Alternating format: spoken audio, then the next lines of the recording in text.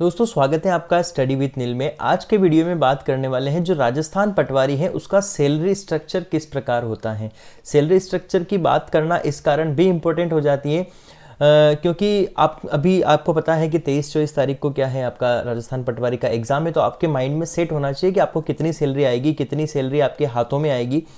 इस वीडियो में साथ ही बात करेंगे कितना ग्रेड पे रहेगा, परिवीक्षा अवधि जो प्रोविजन पीरियड रहता है वो कितने साल का रहेगा, परिवीक्षा अवधि में सैलरी कितनी मिलेगी, कौन कौन से अलाउंसेस मिलेंगे, परिवीक्षा अवधि के बाद कितनी सैलरी मिलेगी, कितना इंक्रीमेंट लगेगा, और प्रमोशन की बात करना भी ज़रूरी हो जाता है क्योंकि एकमात्र ऐसी जॉब है जिसमें फटाफट प्रमोशन होते हैं और बहुत बड़े लेवल तक प्रमोशन होते हैं। तो यहाँ पर प्रमोशन की बात करना भी इम्पोर्टेंट हो जाता है। चलिए शुरू करते हैं आज का वीडियो बिना किसी देरी से। दोस्तों अगर बात की जाए पे स्केल लेवल की बात की जाए तो यहाँ पर लेवल 5 लागू होता है, लेकिन लेवल 5 के लिए लगातार ये स्ट्राइक कर रहे हैं पटवारी। अभी लेवल 5 को मद्देनजर रखते हुए अपन बात करते हैं। ग्रेड पे की बात की जाए तो 2400 ग्रेड पे यहाँ पर पटवारी के लिए रखा गया है। परिवीक्षा अवधि यानी कि प्रोबेशन पीरियड की बात करी जाए, परिवीक्षा अवधि में आप 2 साल के लिए आपको परिवीक्षा अवधि यहाँ पर मिलती है, जहाँ पर आप अस्थायी रूप से रहते हैं। 2 साल के बाद आप परमानेंट हो जाते हैं। तो 2 साल तक आपको जो सैलरी मिलेगी उसके बारे में बात कर लेते हैं।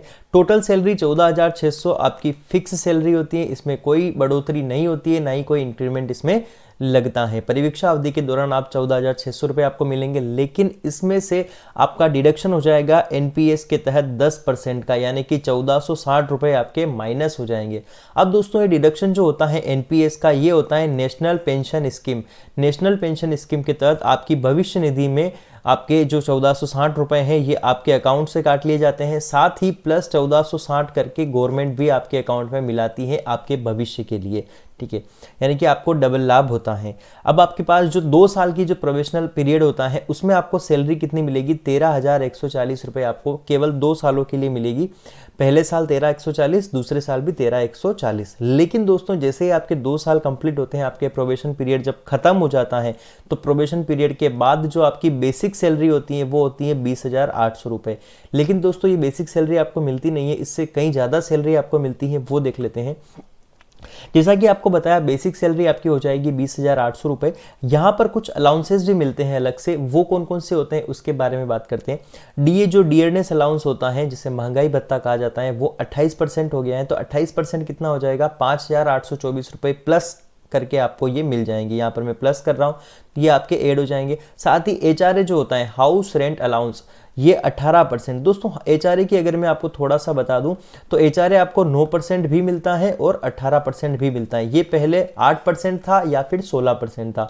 अब दोस्तों यहाँ पर जो जेड सिटी के नाम मैंने लिखे हुए, ये सॉरी वाई सिटी के नाम मैंने लिखे हुए, ये 5 वाई सिटी हैं राजस्थान के अंदर, जयपुर, जोधपुर, अजमेर, कोटा या फिर बीकानेर। अगर आप इन 5 सिटी में जॉब करते हैं, आपका जॉब अगर इन 5 सिटी में है, तो आपका जो एचआरए होगा, हाउस रेंट अलाउंस, वो 18% के हिसाब से आपको मिल जाएगा।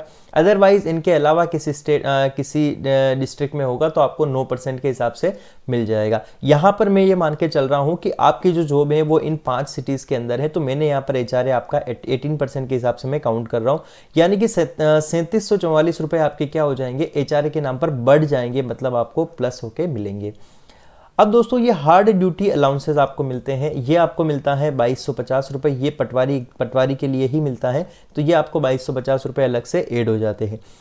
दोस्तों कहीं कहीं पर आपको एक्स्ट्रा ड्यूटी का अलाउंसेस भी देखने को मिलते हैं। जो एक्स्ट्रा ड्यूटी अलाउंसेस होते हैं वो भी देखने को मिलते हैं। वहाँ पर आपको एक्स्ट्रा जॉब करनी पड़ती है, पटवारी में ही करनी पड़ती है, थोड़ा सा काम ज़्यादा करना पड़ता है, तो उसके लिए भी आपको अलग से जो है अलाउंसेस मिलते हैं। तो मैं यहाँ पर वो काउंट नहीं कर रहा हूँ। कहीं कहीं आपको देखने को मिलेगा कि किसी किसी को सैलरी ज़्यादा मिल रही है, तो उसका रीज़न बस यही हो सकता है कि उसको एक्स्ट्रा ड्यूटी अलाउंसेस भी मिल रहे होंगे।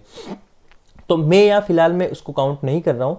तो इस प्रकार आपकी जो टोटल सैलरी बन जाती है वो आपकी बेसिक सैलरी जो 20,800 है, प्लस आपका डीए कितना है, यहाँ पर डीए 5,824, प्लस एचआरए आपका 3744, प्लस एचएडी मतलब हार्ड ड्यूटी अलाउंस आपका 2250। आप इन सबको जब काउंट करेंगे तो आपकी जो सैलरी हो जाएगी, ग्रोस सैलरी 32,618 रुपये हो जाएगी।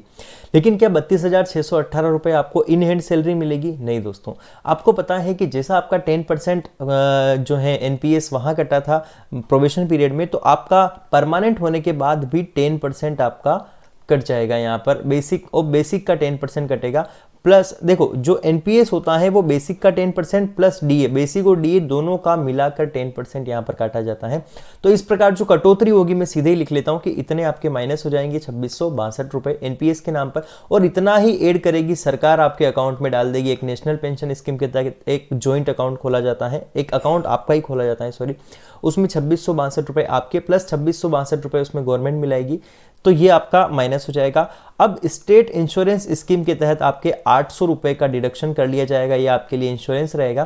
फिर RGHS मतलब Rajasthan government health scheme, Rajasthan government health scheme के तहत आपके 220 रुपये काट लिए जाएंगे, मतलब ये 3 डिडक्शन आपके कुल होंगे। तो इस प्रकार आपका जो टोटल डिडक्शन हो जाएगा वो हो जाएगा 3682 रुपये। अब जो आपके हाथों में सैलरी आएगी, पहली सैलरी जो प्रोबेशन पीरियड के बाद आपकी जो फर्स्ट सैलरी आएगी वो कितनी आएगी दोस्तों, 28,936, यानी कि आप 32,618 जो आपका ग्रोस सैलरी थी इसमें से आप माइनस करेंगे 3682 रुपये, तो आपको जो सैलरी मिलने वाली है वो है 28,936 रुपये आपको सैलरी इन हैंड मिल जाएगी। क्लियर है। आगे बात करते हैं दोस्तों, इसके अलावा आपको इंक्रीमेंट कौन कौन से देखने को मिलते हैं। तो यहाँ पर जो इंक्रीमेंट आपको मिलते हैं वो 3% पर ईयर का इंक्रीमेंट मिलेगा जो आपकी सैलरी में रहेगा। जो 20,800 आपकी बेसिक सैलरी है उसका 3% लगभग 620 रुपये के आसपास आपको इंक्रीमेंट पर ईयर का देखने को मिल जाएगा। इसके अलावा दोस्तों डीए भी बढ़ता रहता है तो इसका भी आपको इंक्रीमेंट मिल जाएगा। इस प्रकार आपकी सैलरी अच्छी खासी हो जाती है। लेकिन दोस्तों पटवारी की सैलरी में, पटवारी की जॉब में सैलरी इतना मैटर नहीं करती है, पटवारी की जॉब में प्रमोशन मैटर करता है। दोस्तों ये प्रमोशन के लिए कंडीशन मैं आपको बता देता हूँ कि कौन कौन सी कंडीशन है प्रमोशन के लिए। तो कंडीशन ये है दोस्तों, एक तो आपका जो जॉब प्रोफाइल है वो बिल्कुल क्लियर होना चाहिए, आपका जो मतलब कैरेक्टर है उस प्रोफाइल में जॉब में, तो वो क्या है बिल्कुल क्लियर होना चाहिए, साफ होना चाहिए, कोई भी डी वगैरह आपके ऊपर नहीं चल रही होनी चाहिए। ठीक है। इसके अलावा एक बात और ये भी मैटर करती है कि आपकी क्वालिफिकेशन क्या है, एजुकेशन क्वालिफिकेशन क्या है, आपकी पढ़ाई आपने कहाँ तक कर रखी है उस पर भी मैटर करेगा। और एक बात बताता हूँ दोस्तों कि अगर आप जॉब में जल्दी लग जाते हैं, कम उम्र में लग जाते हैं, मान लो अगर पटवारी की हैं आप, अगर 23 साल की उम्र में जॉब में लग गए तो आपका प्रमोशन आगे तक हो जाएगा। अगर आपकी जॉब, आपका जो एज है, अभी मान लो आप 32 साल की उम्र में, 30 साल की उम्र में जॉब पे लग रहे हैं, तो आपका एक प्रमोशन तो वैसे ही कम हो जाएगा इतने साल, 7 साल के दरमियान में।